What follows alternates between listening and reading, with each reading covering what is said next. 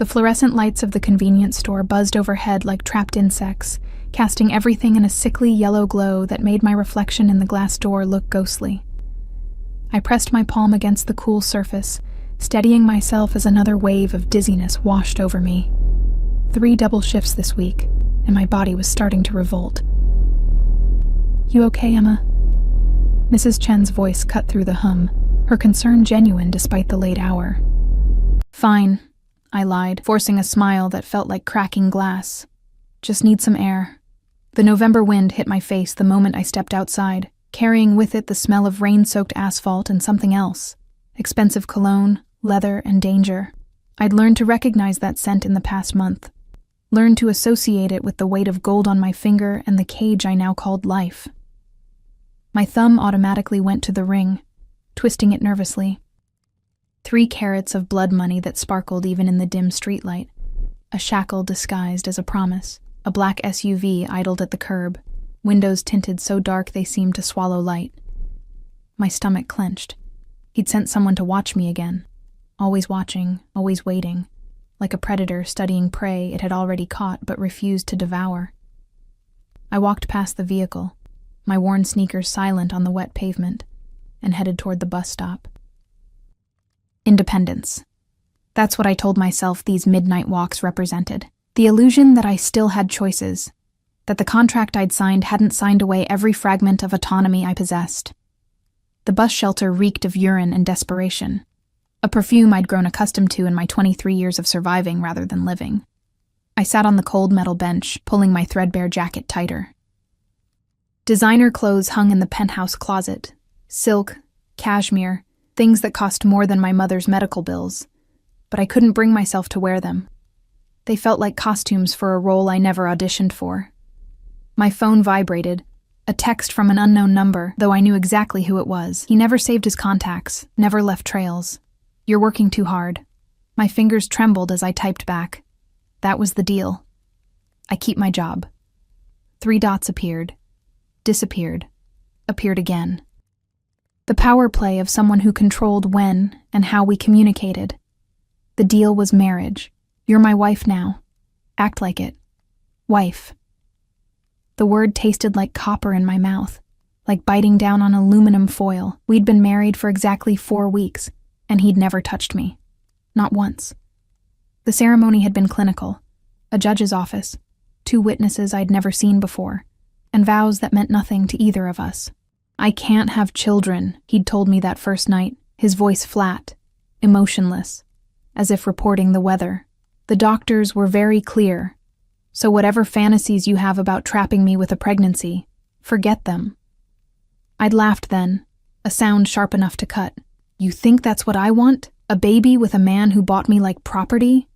Something had flickered in his dark eyes. Surprise, maybe, or respect, but it vanished as quickly as it came, replaced by that impenetrable mask he wore like armor. The SUV's door opened. Marco stepped out, all 6'3" of Italian muscle stuffed into a tailored suit that probably cost more than my yearly salary. His hand rested casually on his hip, where I knew he kept his gun. "Mrs. Salvatore," he said, his accent turning my new name into something foreign. "The boss wants you home.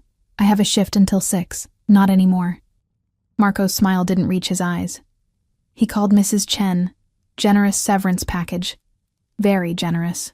Heat flooded my chest, fury so intense I tasted it. He had no right. He has every right. You're his wife. Marco opened the back door, waiting. "Please don't make this difficult." I wanted to run. God, how I wanted to sprint into the darkness and never look back. But the contract sat in a safe somewhere, pages upon pages of legal jargon that boiled down to one simple truth: my mother's life for my freedom. Stage 4 cancer didn't care about my pride, and the experimental treatment in Switzerland cost more than I'd earn in 10 lifetimes. I stood, legs shaky, and walked toward the SUV like a prisoner approaching the gallows. The interior smelled like him, bergamot and cedar, mixed with something darker, more primal. I'd never ridden in his personal vehicle before. He always sent drivers, kept his distance, maintained the fiction that this was a business arrangement rather than ownership. But tonight, as Marco pulled into traffic, I noticed details I'd missed before. A jacket draped over the seat beside me, still holding the warmth of his body. An empty coffee cup in the holder, lipstick free. He took it black, no sugar, like everything else in his life. And there, on the floor, a single playing card, the King of Spades. My fingers itched to pick it up, but I didn't dare. Everything in Dante Salvatore's world had meaning, and I wasn't fluent enough in his language to understand what this card represented. The penthouse loomed ahead, all glass and steel jutting into the sky like a middle finger to the laws of physics and good taste. Top floor, naturally. Dante Salvatore didn't do anything by halves. Marco escorted me through the lobby, where the night concierge nodded with the kind of deference reserved for royalty or mobsters. The elevator ride was silent, tension thick enough to choke on. I counted the floors, watched the numbers climb, and wondered, not for the first time, if I'd survive this marriage intact. The doors opened directly into the penthouse. No hallway, no chance of escape. Just straight into the belly of the beast. He stood by the floor-to-ceiling windows, silhouetted against the city lights like a dark angel surveying his kingdom. His suit jacket was gone, sleeves rolled up to reveal forearms corded with muscle and marked with scars I'd glimpsed, but never asked about. A tumbler of amber liquid dangled from his fingers, catching the light. "Leave us," he said without turning. Marco vanished with the efficiency of someone who knew better than to linger. The silence stretched, taut as a wire ready to snap. I counted my heartbeats, 1, 2, 3, waiting for him to speak, to explain why he'd ripped away the one piece of normalcy I'd managed to keep. "You looked pale on the security feed," Dante finally said, his voice low, controlled, swaying on your feet. "I'm fine. You're exhausted." He turned then, and the full force of his attention hit me like a physical blow. Dark eyes that missed nothing, a face too beautiful to belong to someone so dangerous, and a mouth that had never smiled in my presence. "When did you last eat?" The question surprised me. This morning, maybe?" "Maybe." He repeated the word like it offended him. "Marco!" The door opened immediately. Marco had been waiting, of course. "Have the chef prepare something light. Soup, bread, nothing heavy." Dante's gaze never left my face. "And call Dr. Russo. Tell him to come by tomorrow morning." "That's not necessary," I protested, but my voice sounded weak even to my own ears. It wasn't a request, Emma. The way he said my name, with possession, with certainty, made my skin prickle. "You're my responsibility now. I take care of what's mine. What's mine, not who." "What?" "I don't need a doctor," I insisted, crossing my arms. "I need you to stop controlling every aspect of my life." Something dangerous flashed across his features. There and gone so quickly I might have imagined it. He crossed the space between us in 3 strides, moving with the predatory grace of a man accustomed to violence. This close, I could smell the whiskey on his breath, see the shadow of stubble along his jaw, count the flecks of gold in his dark eyes. This close, I could almost believe the rumors, that he'd killed his first man at 16, that he'd built his empire on blood and betrayal, that he'd never lost a fight or a negotiation. "Your life belongs to me," he said softly, each word precise as a surgeon's cut. "Every breath, every heartbeat, every minute of every day, that was the agreement. Your mother lives, and you become mine. Or have you forgotten?" Tears burned behind my eyes, but I refused to let them fall. "I haven't forgotten. How could I when you remind me every chance you get?" His jaw tightened, and for a moment, I thought I'd gone too far.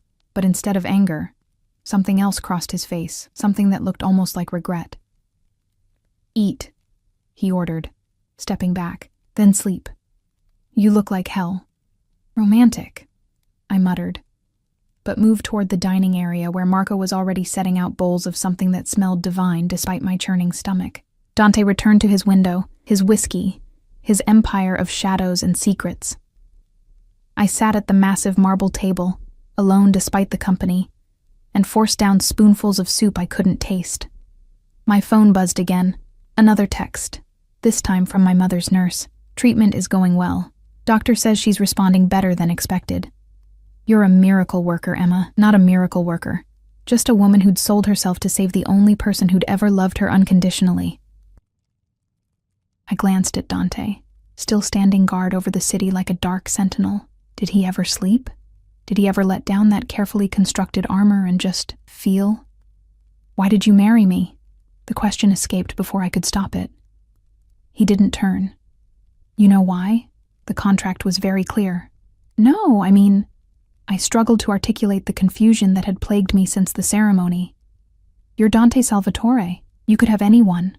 Models, actresses, women who actually want to be here. Why me? Why some broke college dropout working double shifts at a convenience store?" The silence that followed felt alive, breathing with possibility and danger. When he finally spoke, his voice carried a weight I didn't understand. "Because you're the only one who looked at me with fear and defiance in equal measure. Because you didn't want this, didn't want me. And that honesty is rarer than you know." He paused, taking a long drink. "And because you remind me that some things can't be bought no matter how much money I have." My throat tightened. "Then why buy me?" "Because I'm a selfish bastard who takes what he wants, even when he knows he shouldn't." He turned then, and the raw hunger in his eyes sent ice down my spine. "Finish your food. You're going to need your strength." "For what?" His smile was all edges, no warmth. "For surviving me." The soup bowl slipped from my fingers, clattering against the marble table as the room tilted sideways. Dante's face swam in my vision, concern replacing calculation, his mouth forming my name, but the sound arrived delayed, distorted. Then darkness swallowed everything, and my last conscious thought was that falling felt remarkably like flying. I woke to Egyptian cotton sheets that cost more than my security deposit, and the scent of sandalwood clinging to the pillow beside me. A pillow that bore the indent of someone's head, but was now cold to the touch. Dante had slept next to me. The realization sent adrenaline spiking through my veins. I sat up too quickly, and the room spun in lazy circles before settling. Sunlight streamed through the floor-to-ceiling windows, painting everything in shades of gold that felt obscene given the circumstances. I was still fully clothed, down to my sneakers. A small mercy, though I couldn't shake the vulnerability of knowing he'd carried me here, placed me in his bed, watched me sleep. The thought made my skin feel too tight. A glass of water sat on the nightstand, condensation beading on its surface, alongside 2 white pills and a note written in sharp, aggressive handwriting. "Take these. Doctor arrives at 9. Don't even think about running." I checked my phone. 8:47 a.m. The pills went down bitter, chased by water that tasted faintly of lemon. My stomach still felt unsettled, a queasiness that had nothing to do with skipped meals, and everything to do with the cage tightening around me with each passing day. The bedroom was obscenely large, decorated in blacks and grays with occasional splashes of deep crimson that reminded me of dried blood. Everything screamed masculine power, from the abstract paintings that probably cost 6 figures to the bookshelf lined with first editions and tactical manuals. No photographs, no personal touches, nothing that revealed the man who slept here. Except for one thing. On the dresser, half hidden behind a watch collection that could fund a small country, sat a rosary. The beads were worn smooth, the crucifix tarnished with age and use.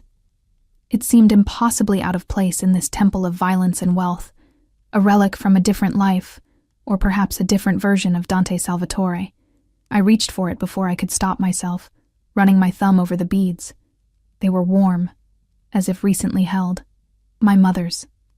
I spun around, heart hammering. Dante leaned against the doorframe, dressed in charcoal slacks and a white shirt unbuttoned at the collar. His hair was damp from a shower, and without his suit jacket, he looked younger, almost human. Almost. "I'm sorry. I didn't mean to." I set the rosary down carefully, as if it might explode. "She died when I was 12. He pushed off the frame and crossed to the dresser, picking up the rosary with a gentleness that seemed alien on a man built for brutality. Told me to pray every day that God would protect me if I kept faith. His laugh was bitter, sharp enough to draw blood. She was wrong about that. I didn't know what to say. Sympathy felt insulting. Silence felt cruel. So I settled for truth. My father left when I was 6. Said he couldn't handle the responsibility. I used to pray he'd come back, that he'd realize he made a mistake. I met Dante's gaze. He never did. Something shifted in the air between us. A recognition of shared wounds that neither of us wanted to acknowledge. "How do you feel?" he asked. pocketing the rosary, like I fainted in front of a crime lord and woke up in his bed. His mouth twitched. Not quite a smile, but close enough to surprise me. Technically, you're married to the crime lord. Changes the optics considerably. Does it? I challenged, because from where I'm standing it feels exactly the same. The almost smile vanished. Dr. Russo will be here soon. He's discreet, thorough, and knows better than to discuss his patients with anyone, including me, unless it's life-threatening. And if I refuse to see him, Dante's expression hardened into something carved from marble. Then I'll have Marco hold you down while he examines you. Your choice, Emma. Easy or difficult. Rage flared hot in my chest. You're unbelievable. I'm concerned. He stepped closer, and I hated how my body responded. Muscles tensing, breath catching, every nerve ending suddenly aware of his proximity. You haven't been eating properly. You work yourself to exhaustion. You fainted in my arms last night, and I could feel every rib when I carried you to bed. His hand lifted, hovering near my face but not quite touching. So yes, you'll see the doctor. And yes, you'll do exactly what he tells you. Because I'm your property, I spat. Because you're my wife. The way he said it, with conviction, with possession, made something dangerous curl in my lower belly. And I protect what's mine. The intercom buzzed, fracturing the moment. Dr. Russo is here, sir. Marco's voice crackled through the speaker. Dante's hand dropped. Behave, he warned, then left me alone with my spiraling thoughts, and the ghost of his warmth still lingering in the air. Dr. Russo was exactly what I expected. Late 50s, impeccably dressed, with kind eyes that had seen too much and asked too few questions. He set up his equipment in the bedroom with practiced efficiency, while Marco stood guard at the door like a particularly well-armed statue. Mrs. Salvatore, Dr. Russo greeted me with a slight Italian accent. Your husband mentioned you've been feeling unwell? The title still felt foreign, like wearing someone else's skin. I fainted. It was nothing, just exhaustion. He pulled out a blood pressure cuff. Let's make sure, shall we? The examination was thorough but professional. Blood pressure, temperature, heart rate. He asked questions about my medical history, my diet, my sleep patterns. I answered mechanically, my mind elsewhere. When was your last menstrual period? Dr. Russo asked, pulling out vials for blood work. I blinked. What? Your last period, Mrs. Salvatore. When did it start? My mind went blank. When was it? I'd been so consumed with the wedding, the contract, adjusting to this new life that I hadn't paid attention to something so routine. I don't know, I admitted. Maybe 6 weeks ago? 7? Dr. Russo's expression remained neutral, but something in his posture shifted. I see. And you're sexually active? Heat flooded my face. No, we don't. God, why was this so humiliating? The marriage isn't consummated. I understand. He prepared the needle for blood draw with steady hands. Still, given your symptoms, fatigue, nausea, fainting, missed periods, I'd like to run a comprehensive panel. Standard procedure. The needle slid into my vein with barely a pinch. I watched my blood fill vial after vial, deep red, and somehow accusatory. I'm not pregnant, I said firmly. That's impossible. Nothing is impossible, Mrs. Salvatore. But we'll know for certain soon enough. Dr. Russo labeled the vials with meticulous care. In the meantime, I want you to rest, eat regular meals, and take these. He handed me a bottle of prenatal vitamins. I stared at the label. You're not listening. I can't be pregnant. We've never... Consider it preventative care. His smile was gentle but firm. Your iron levels are likely low, and these will help regardless. I'll have the results tomorrow morning. Until then, take care of yourself. He packed up his equipment and left me sitting on the bed, holding a bottle of vitamins for a baby that couldn't possibly exist. Dante found me on the terrace an hour later, staring at the city sprawled below like a living organism. The wind carried the smell of rain and exhaust, a perfume of normalcy that felt like mockery. What did the doctor say? He asked, leaning against the railing beside me but maintaining careful distance. That I need rest and regular meals. I kept my eyes on the skyline, Nothing serious. Emma. The single word held a command I couldn't ignore. I turned to face him, this beautiful monster I'd bound myself to. He thinks I might be pregnant. The words tasted absurd, which is impossible, obviously, since we've never touched each other. But he's running tests anyway, just to be thorough. I expected dismissal, maybe annoyance at the doctor's incompetence. Instead, Dante went perfectly still, the kind of stillness predators adopt before they strike. Pregnant, he repeated, voice carefully neutral. It's ridiculous, I know. You told me yourself you're sterile. And even if you weren't, we haven't... I gestured vaguely between us. So clearly it's something else.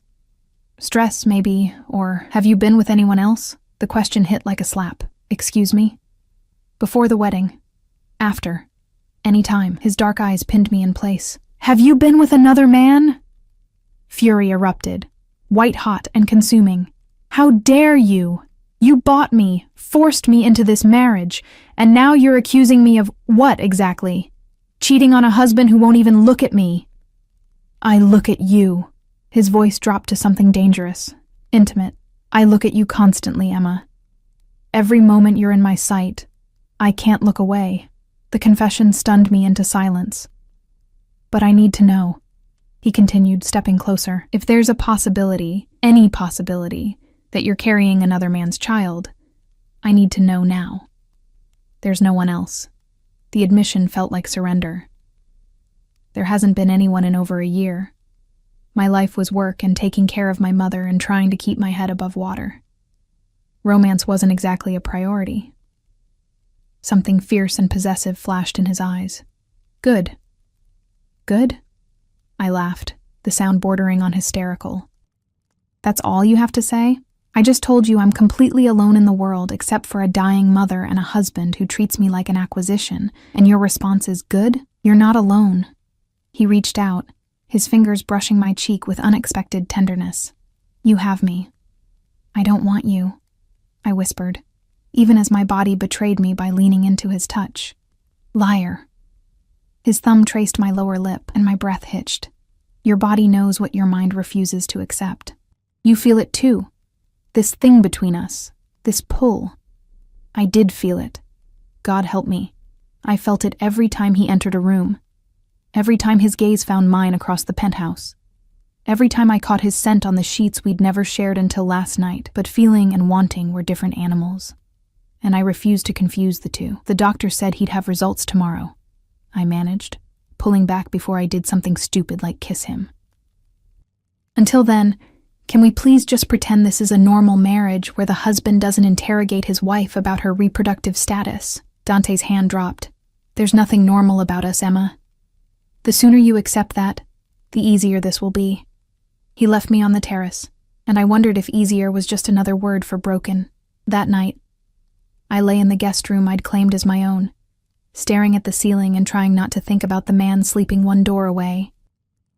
The penthouse was silent, except for the occasional creak of expensive architecture settling, but my mind screamed with possibilities I didn't want to consider. Pregnant. Impossible.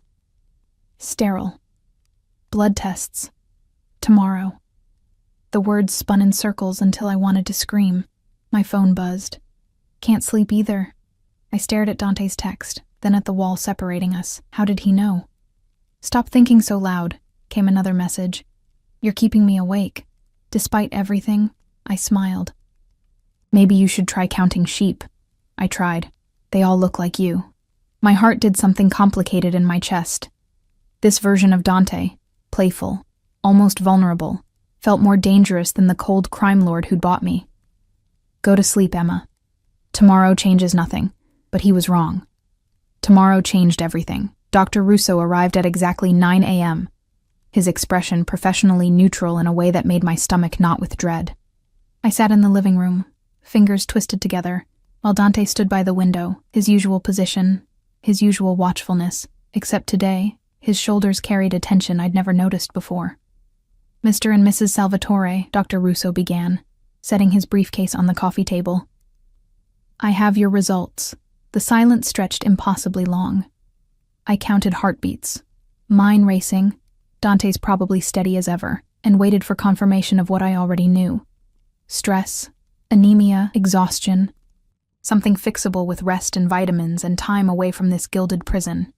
Mrs. Salvatore, you're pregnant, approximately 6 to 7 weeks based on hormone levels. The world tilted sideways. That's impossible, I heard myself say, though my voice sounded distant, hollow.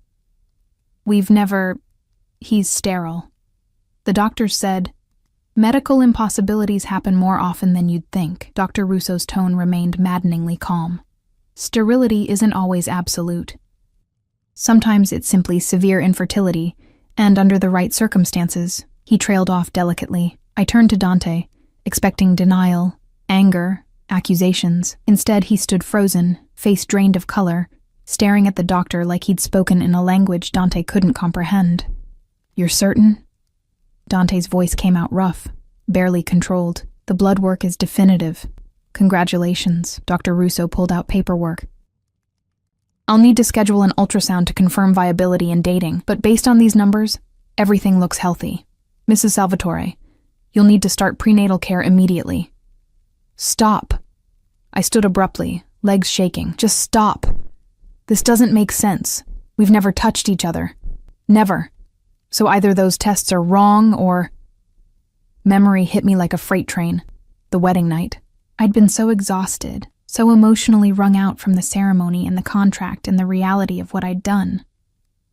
Dante had given me a drink, whiskey, he'd said, to calm my nerves. I'd woken up the next morning in his bed with no memory of how I got there, my clothes rumpled, my body aching in ways I'd attributed to stress. You drugged me. The accusation fell between us like a guillotine blade. That first night, you gave me something, and then you... No. Dante crossed the distance in 2 strides, gripping my shoulders. Emma, no. I would never... I gave you a sedative because you were hysterical, but I didn't touch you. I swear on my mother's grave I didn't touch you. Then explain how I'm pregnant. Tears streamed down my face, hot and furious. Explain how your sterile body somehow got me pregnant when we've never had sex. Dr. Russo cleared his throat uncomfortably. Perhaps I should give you both some privacy. No. Dante's grip tightened fractionally. Stay. I want you to explain to my wife exactly how conception works, since she seems to think I'm a liar. Mr. Salvatore, explain it. The command cracked like a whip. Dr. Russo sighed, pulling out a medical diagram I absolutely did not want to see. Mrs. Salvatore, conception doesn't always require full intercourse. If there was any intimate contact, even partial, even brief. There wasn't, I insisted. But doubt crept in like poison. Had there been? The wedding night was a blur of champagne and panic, and Dante's hand steadying me when I stumbled. And then nothing. Just blank space where memories should be. Emma. Dante's voice softened, and somehow that was worse than his anger. Look at me. I did, searching those dark eyes for deception and finding only raw honesty that terrified me more than any lie. I didn't sleep with you, he said slowly, each word deliberate. But I did. I stayed with you. You were upset, crying, and I held you. You kissed me, or tried to. You were barely conscious, so I stopped it, but there was contact. Not intercourse, but... He swallowed hard. Enough, apparently. The memory surfaced like something drowning.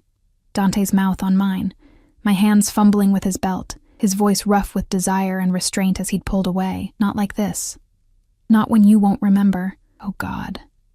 The baby is yours, I whispered, the reality crushing me beneath its weight. The baby is ours.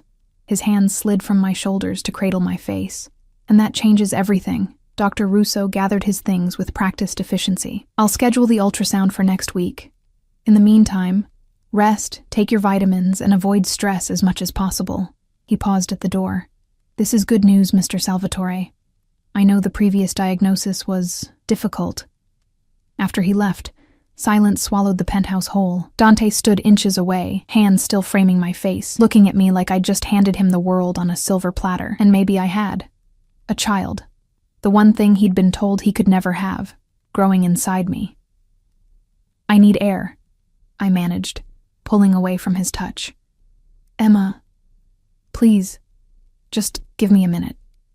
I fled to the terrace, gulping down November wind that tasted like freedom I'd never have. Pregnant.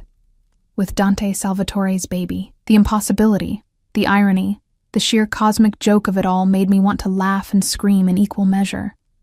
A life was growing inside me, a tiny, impossible life that shouldn't exist but did. And I had no idea what that meant for the cage I'd walked into willingly. Dante found me 20 minutes later, carrying a blanket and 2 cups of tea I hadn't asked for but desperately needed. "You'll catch cold," he said, draping the cashmere over my shoulders. I accepted the tea wordlessly, letting the warmth seep into my frozen fingers. "I know you're scared," Dante continued, leaning against the railing beside me. "I know this wasn't part of the plan. For either of us. But Emma, I meant what I said. This changes everything." "How?" I turned to face him. "How does it change anything? I'm still trapped in a marriage I didn't want. You still own me. The only difference is now I'm carrying your child, which makes me even more of a prisoner." Pain flashed across his features, raw and unexpected. "Is that really what you think? That I see you as a prisoner? What else am I supposed to think? You bought me, Dante. My mother's life for mine. That's not marriage. That's ownership with legal paperwork."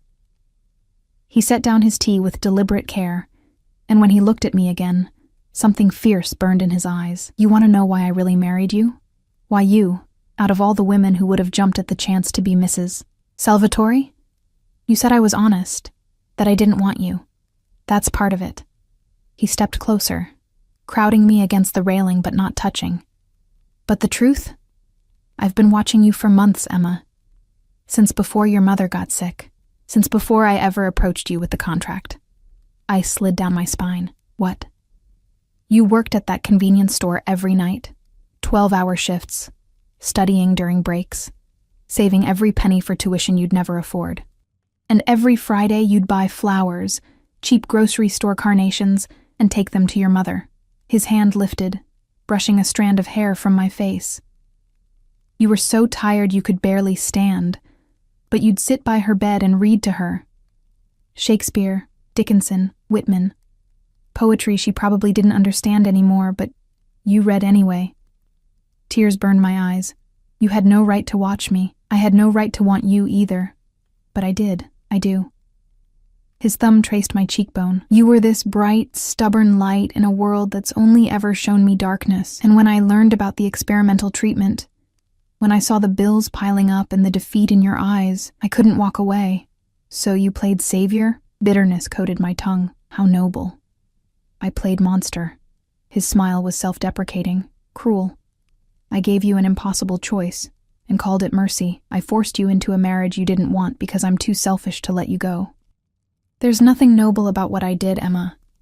But I won't apologize for it, because having you here, carrying my child," he pressed his forehead to mine, "it's the closest to redemption I'll ever get." My breath caught. This close, I could see the gold flecks in his dark eyes, the small scar above his left eyebrow, the vulnerability he never showed anyone else.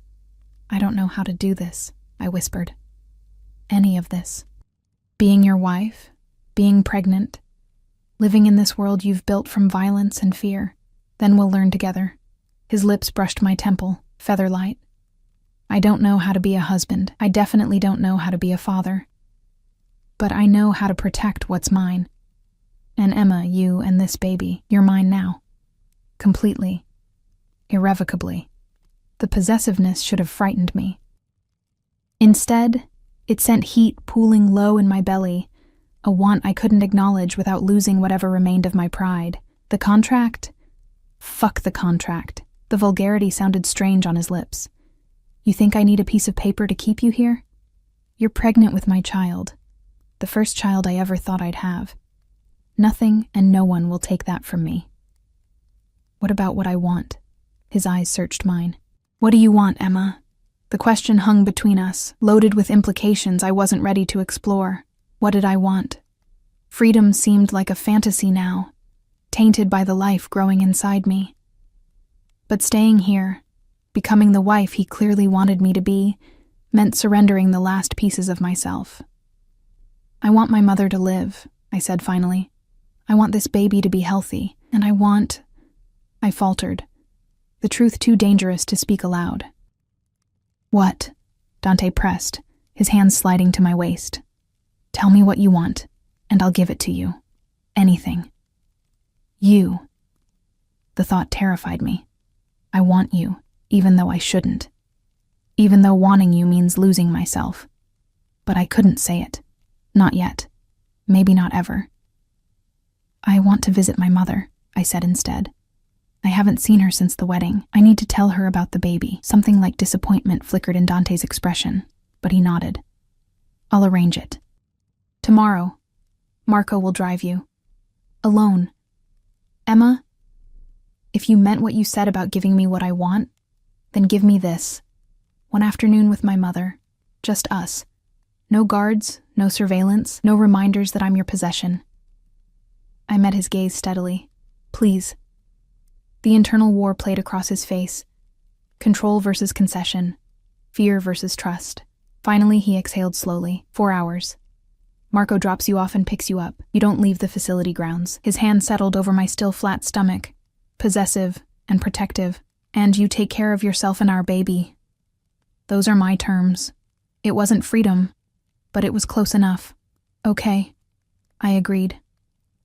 Dante's thumb traced circles on my abdomen through the fabric of my shirt, his expression softening into something almost tender.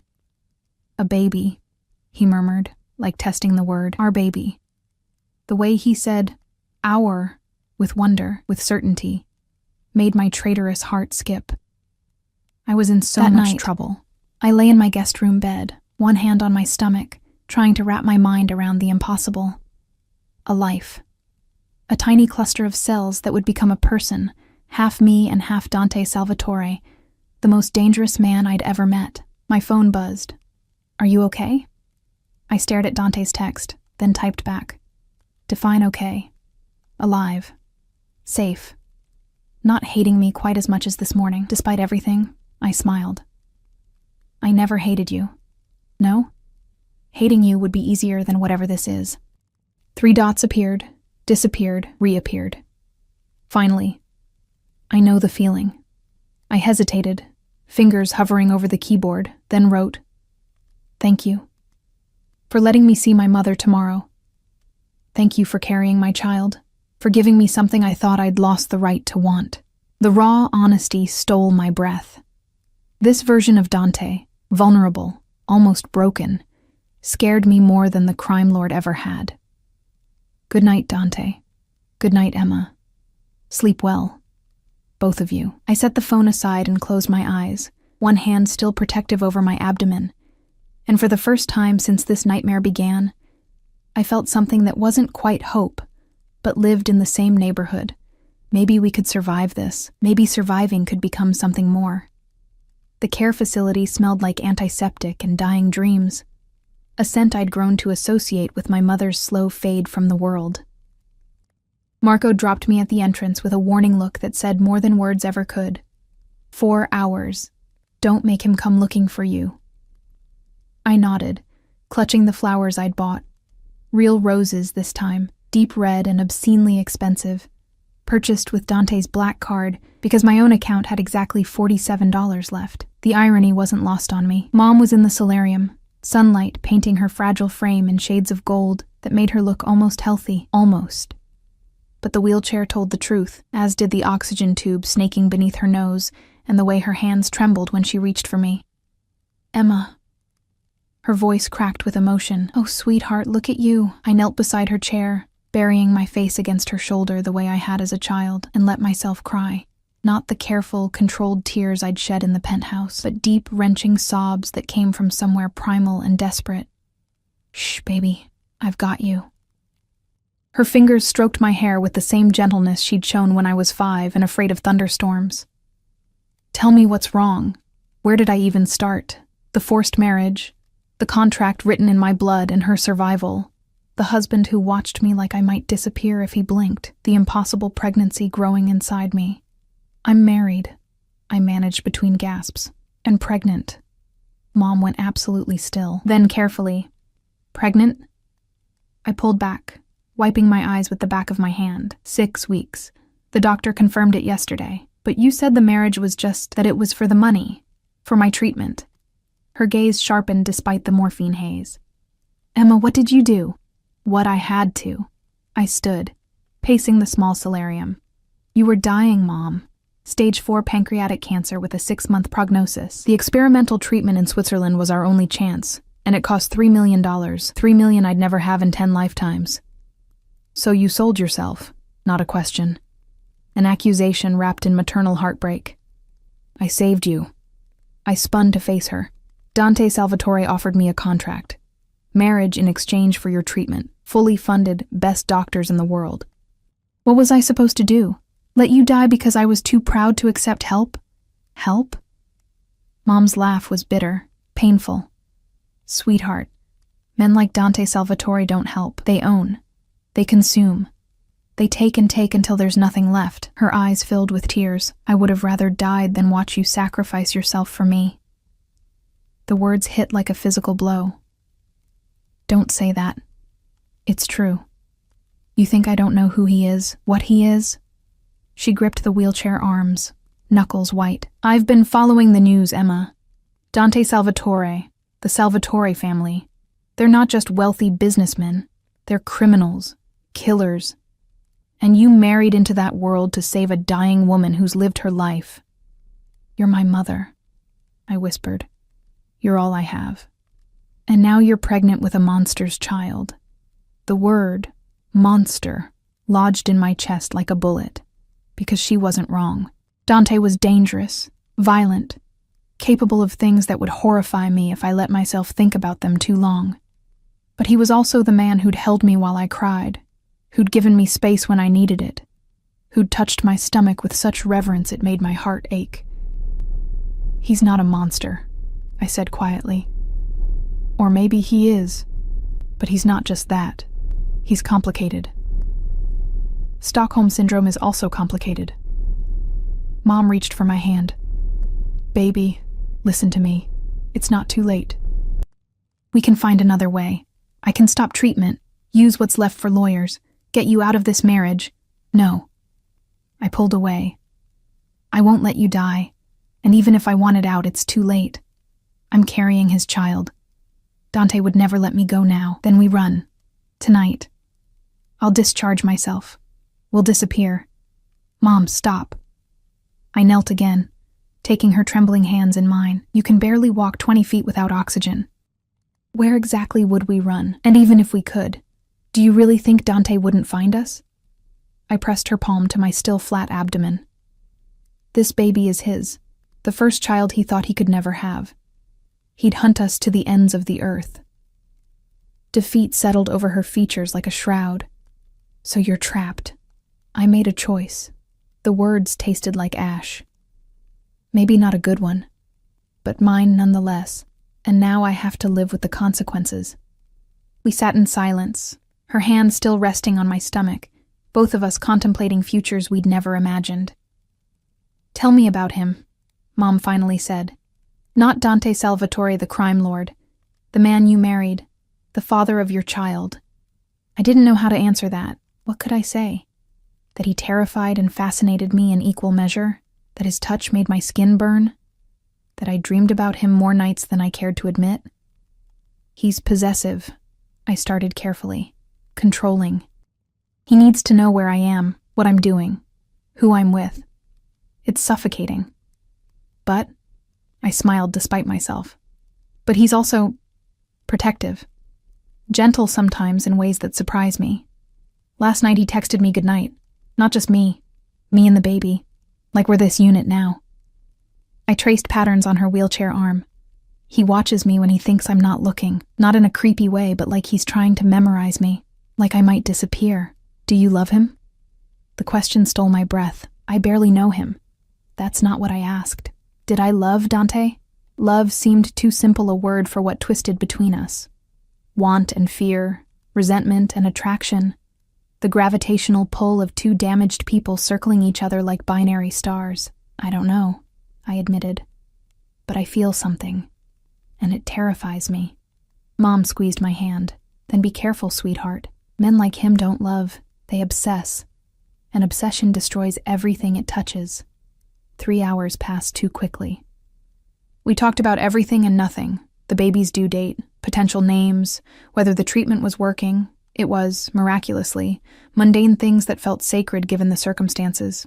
When Marco texted that he was 15 minutes out, panic clawed at my throat. I wasn't ready to leave this bubble of normalcy, to return to the gilded cage and the complicated man waiting there. I'll visit again soon, I promised, kissing Mom's forehead. And I'll bring pictures from the ultrasound. Emma. She caught my wrist as I turned to leave. Whatever happens, remember, you're stronger than you think, stronger than him. Don't let him break you. I nodded, not trusting my voice, and fled before the tears could start again. Marco waited by the SUV, expression unreadable behind designer sunglasses. The drive back was silent, tension thick enough to choke on. I watched the city blur past, feeling the walls close in with every mile. My phone buzzed. How was your visit? Dante? Of course he'd been watching the clock, counting down the minutes until I returned to him. Good. Mom's doing well. Treatment is working. And you? How are you feeling? The genuine concern in his words made my chest tight, tired, emotional, pregnant. Marco will have you home in 10 minutes. I have something for you. Curiosity warred with exhaustion. What kind of something? You'll see. The penthouse felt different when I walked in. Warmer somehow, more lived in. Dante stood in the living room, hands in his pockets, looking almost nervous in a way that seemed impossible for a man who commanded empires. Close your eyes, he said. Dante, please. Trust me. I shouldn't have. Every survival instinct screamed not to show vulnerability to a predator. But I closed my eyes anyway, feeling his hand take mine, warm and calloused, as he led me through the penthouse. Okay, he murmured. Open them. The guest room I'd claimed as my sanctuary had been transformed. The bland corporate furniture was gone, replaced with pieces that looked antique, hand-carved, beautiful. The walls were now a soft sage green, and where there had been nothing hung original artwork. Not abstract modernist pieces, but landscapes and portraits that felt warm, human. But it was the corner that made my breath catch. A rocking chair sat beside the window, cushioned in cream fabric. Next to it stood a bookshelf already filled with children's books, classic fairy tales, modern picture books, some in English and some in Italian, and against the far wall, a crib, I whispered. I know it's early. Dante's voice came from behind me, uncertain in a way I'd never heard. The baby won't need it for months, but I saw it and I thought, he trailed off. And when I turned, his expression was almost vulnerable. I wanted you to know this is real for me, that I'm committed to this. To you, to our family. Our family. The words should have felt like chains tightening. Instead, they felt like a lifeline. You did this today, while I was gone? I had help. An interior designer who specializes in nurseries, apparently. His mouth quirked. She assured me everything is baby-safe, non-toxic, developmentally appropriate. I have no idea what any of that means, but she seemed very confident. A laugh bubbled up, unexpected and genuine. It's beautiful, really. You can change anything you want. Colors, furniture, whatever. This is your space, Emma. Yours and the baby's. He stepped closer, hand settling on my lower back. I want you to feel at home here. This isn't my home. The words came automatically, defensive. It could be. His thumb traced circles through my shirt. If you let it. If you let me. He stopped, jaw tightening. I'm not good at this.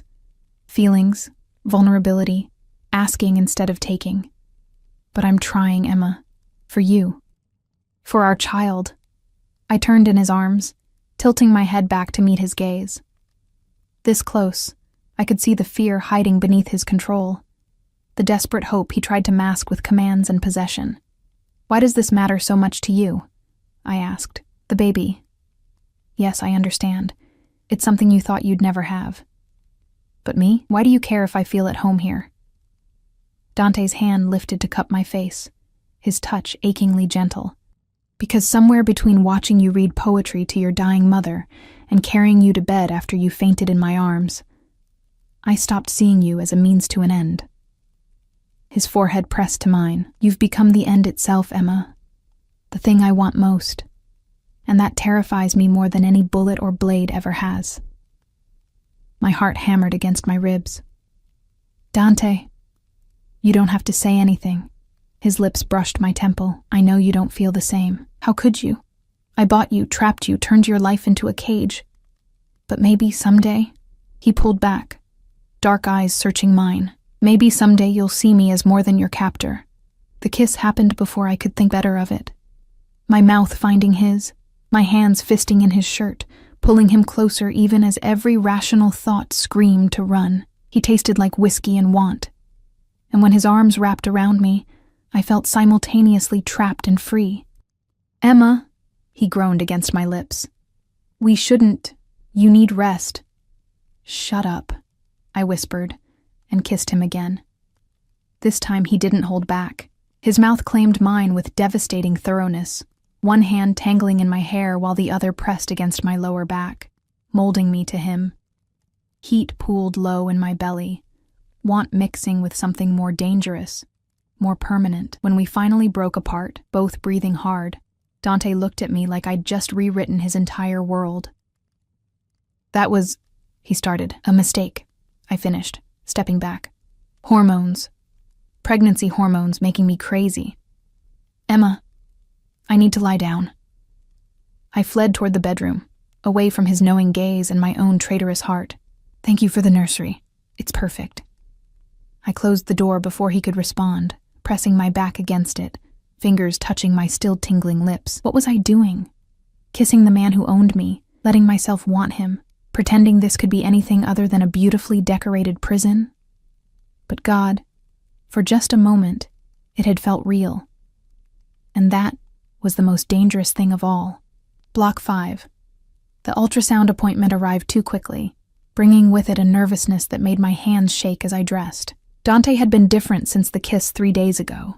More attentive, more present, touching me constantly in small ways that felt both possessive and tender. A hand at my lower back, fingers brushing mine as he passed me coffee. His palms settling on my stomach whenever we sat together. It was driving me insane. Ready? He asked from the doorway, looking unfairly handsome in charcoal slacks and a black sweater that emphasized shoulders built for violence. I nodded, not trusting my voice.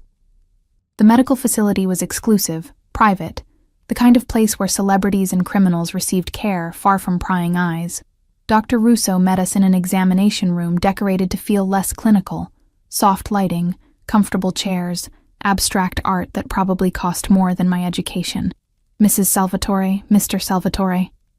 He shook our hands. Excited to see your baby today? Dante's fingers tightened around mine. Very. I lay back on the examination table, heart racing as Dr. Russo prepared the ultrasound equipment. Dante stood beside me, one hand gripping mine while the other hovered protectively near my shoulder, as if ready to shield me from whatever came next. This will be cold, Dr. Russo warned, spreading gel across my abdomen. The wand pressed against my skin, and suddenly the monitor filled with grainy black and white images that meant nothing to my untrained eye. Dr. Russo moved the wand slowly, methodically, his expression focused. There, he said, pointing to a small bean-shaped blob on the screen. That's your baby. My breath caught. That tiny thing, barely visible, impossibly fragile, was a life. Our life, half me, half Dante, already real in ways I couldn't comprehend. And here, Dr. Russo clicked a button, and suddenly sound filled the room. A rapid whooshing, like horses galloping or waves crashing, rhythmic and strong. The heartbeat, Dr. Russo explained, 162 beats per minute. Perfect. I felt Dante go absolutely still beside me. When I turned to look at him, tears streamed down his face, silent, unguarded, raw with emotion I'd never seen him express. That's our baby? His voice broke on the words. That's really your baby, Dr. Russo confirmed, smiling. Measuring right on track for 7 weeks. Everything looks healthy. Dante's hand found my stomach, pressing gently as if he could feel the life growing there through skin and muscle. It's so small, but mighty, I whispered, my own tears starting. Listen to that heartbeat. We stayed like that, frozen in a moment of perfect vulnerability, while our baby's heartbeat filled the room like a promise neither of us knew how to keep. Dr. Russo printed several images, tactfully ignoring our emotional breakdown, and gave us instructions about prenatal care, diet, what to expect in the coming weeks. I barely heard him. My entire focus was on the man beside me, watching him transform from crime lord to father right before my eyes. In the SUV afterward, Dante held the ultrasound pictures like they might disintegrate. I never thought. He cleared his throat. The doctors were so certain. No chance, they said. My body couldn't. He pressed his fist against his mouth, shoulders shaking. I reached over, taking his free hand. But it did. We did. And now we have this impossible, perfect thing. He turned to me, eyes red-rimmed but blazing with intensity. I need you to understand something, Emma. That baby, our baby, changes everything. Not just for me, but for us. For what this marriage means. Anxiety prickled down my spine. What do you mean? I mean I won't let you leave, ever. His hand cupped my face with devastating tenderness. I know the contract said 3 years. I know you've been counting down the days until you're free. But Emma, I'm tearing up that contract. You're mine now. Permanently. Irrevocably. The mother of my child, and I will burn this city to the ground before I let you go. I should have been terrified. Should have recognized the cage door slamming shut, the last escape route closing. Instead, my traitorous heart skipped with something that felt dangerously like relief. You can't just... I can. I am. He leaned closer, his breath warm against my lips. Tell me you don't feel it too, this thing between us. Tell me those kisses meant nothing, that you don't think about me the way I think about you, constantly, obsessively, until it feels like madness. Dante? Tell me, he demanded, and I'll try to let you go when the 3 years are up. Lie to me convincingly enough, and I'll honor the original contract. My mouth opened, the lie ready on my tongue. I don't want you. I'll never want you. Let me go. But the words wouldn't come, because they weren't true. Somewhere between the forced marriage and the impossible pregnancy, between his vulnerability and his violence, I'd started falling for Dante Salvatore. Maybe I'd been falling since that first night when he'd stopped himself from taking what I'd offered in my drugged haze. Maybe I'd been falling since he'd arranged my mother's treatment without demanding anything in return except my presence. Or maybe I'd been falling since the moment I saw him cry over our baby's heartbeat. I can't, I whispered. I can't tell you that. Triumph and tenderness warred in his expression. Then say what you can. Give me something, Emma. Anything. I'm scared. The confession tore from somewhere deep. I'm terrified of wanting you, of needing you, of this becoming real. Because if I let myself love you, Dante, if I let these walls come down and you destroy me anyway, I shook my head. I won't survive it. Then I'll make sure you never have to. His forehead pressed to mine. I'll spend every day proving you can trust me. That I'll protect you. That you and our baby are the most important things in my world. You're a criminal, I reminded him, even as my hands fisted in his sweater. You hurt people, kill people. How can I trust someone capable of that? Because the monster I am to the rest of the world? His thumb traced my lower lip. He bows at your feet, Emma. You've tamed something I didn't think could be tamed. The kiss was inevitable, desperate and claiming, his mouth on mine like he was trying to brand me from the inside out. I kissed him back with equal fervor, months of denial and want pouring into the connection. Mr. Salvatore, Marco's voice crackled through the intercom. We're being followed. Dante pulled back instantly, expression shifting from tender to lethal in a heartbeat. How many vehicles? 2. Black sedans, tinted windows. They picked us up, leaving the medical facility. My blood ran cold. What does that mean? It means someone knows about the baby. Dante's hand moved to his hip, where I knew he kept a gun. and they're either very brave or very stupid. He pressed the intercom. Lose them. Take the route through the warehouse district. Copy that. The SUV accelerated, and I gripped the armrest as Marco wove through traffic with practiced precision. Dante pulled me against his side, his body a shield between me and the window. Who would follow us? I asked, voice shaking. Rivals, enemies, take your pick. I've made plenty over the years. His jaw clenched. But they made a mistake targeting you. Targeting our baby. The violence in his voice should have frightened me. Instead, I felt protected, safe despite the danger literally chasing us through city streets. Marco took a sharp turn, then another, the pursuing vehicles falling back but not disappearing. My heart hammered against my ribs, and I pressed one hand protectively over my stomach. It's okay, Dante murmured, pressing a kiss to my temple. I've got you. Both of you. The warehouse district loomed ahead, abandoned buildings and empty lots, perfect for either escape or ambush. Marco navigated the maze of streets with expert skill, finally pulling into a garage beneath one of Dante's properties. The metal door slammed shut behind us, sealing us in darkness before emergency lighting flickered on.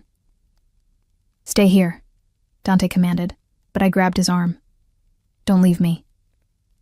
Something in my voice, fear, need, vulnerability, made him pause. Emma, please, don't leave me alone. Not now. He pulled me from the SUV, keeping me tucked against his side as Marco and two other armed men I hadn't noticed emerged from the shadows.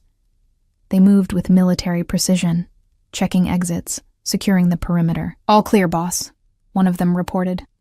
Dante nodded, but his arm stayed locked around me. Double the security at the penthouse. I want eyes on every entrance, every street within 3 blocks. And find out who was in those sedans. Already on it, Marco assured him. The elevator ride to the penthouse felt endless, tension radiating from Dante in waves. The moment we were inside, he guided me to the couch, kneeling in front of me to check for injuries I didn't have. I'm fine, I insisted. We're fine. This time. His hands shook as they framed my face.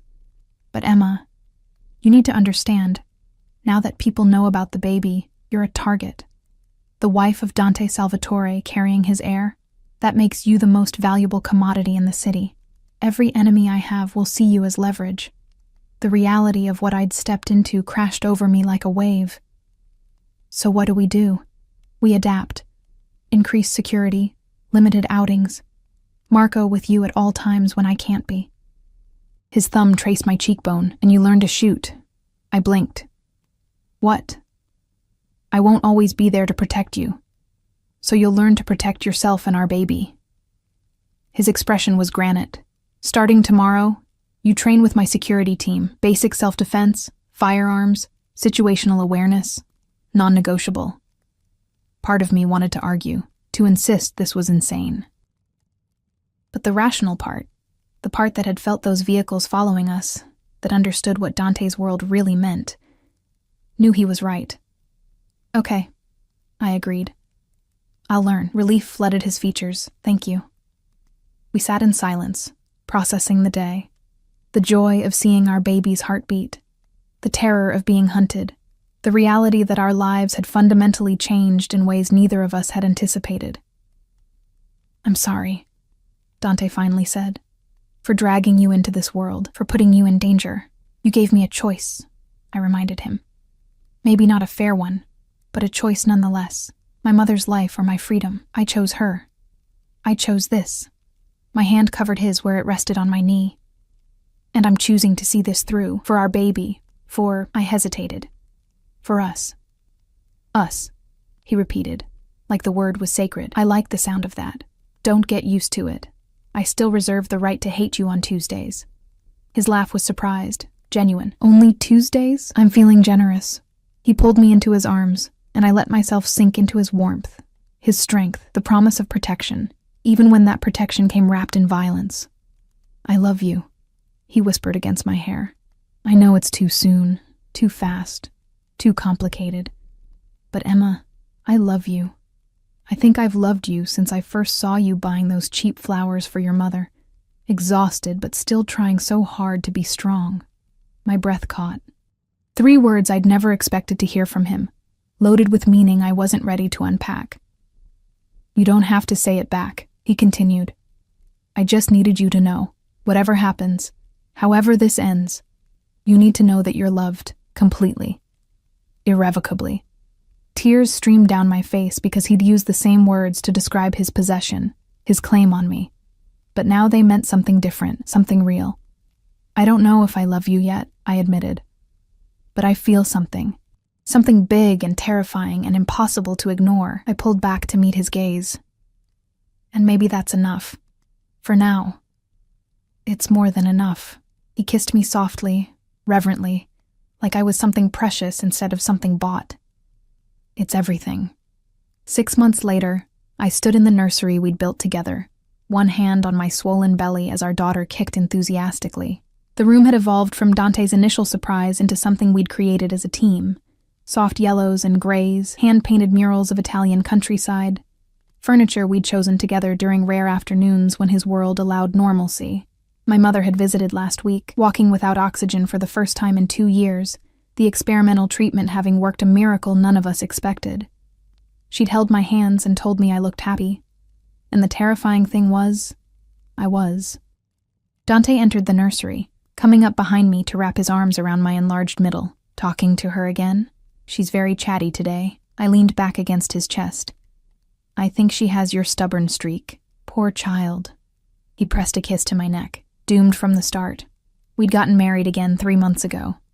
A real ceremony this time, with my mother present and vows we actually meant. The original contract sat in a safe somewhere, torn to pieces but kept as a reminder of where we'd started. I still trained with Marco twice a week, though my growing belly made certain maneuvers impossible. I could shoot, fight, protect myself and our daughter when needed. The shadows of Dante's world hadn't disappeared, but I'd learned to navigate them, to find light in the darkness. "I have something for you," Dante said, pulling a small box from his pocket. Inside sat a ring, not the ostentatious diamond from our contract marriage, but something simple, elegant, beautiful, a sapphire surrounded by smaller diamonds set in platinum. "It was my mother's," he explained. "The only thing of value she owned. I want you to have it, to remember that love can exist even in the darkest places." I let him slide it onto my finger beside my wedding band, and it fit perfectly. "I love you," I said, the words finally easy instead of terrifying. "I love you, Dante Salvatore, and I choose you every day, even on Tuesdays." His kiss was answer enough, tender and claiming, promise and possession, everything we'd become wrapped in a single moment. Our daughter kicked again, as if celebrating her parents finally figuring out what had been obvious to everyone else, that the forced marriage had become real love, that the cage had become home, that sometimes the most impossible things were exactly what we needed. "Ready to meet her in 3 months?" Dante asked, his hand joining mine on my belly.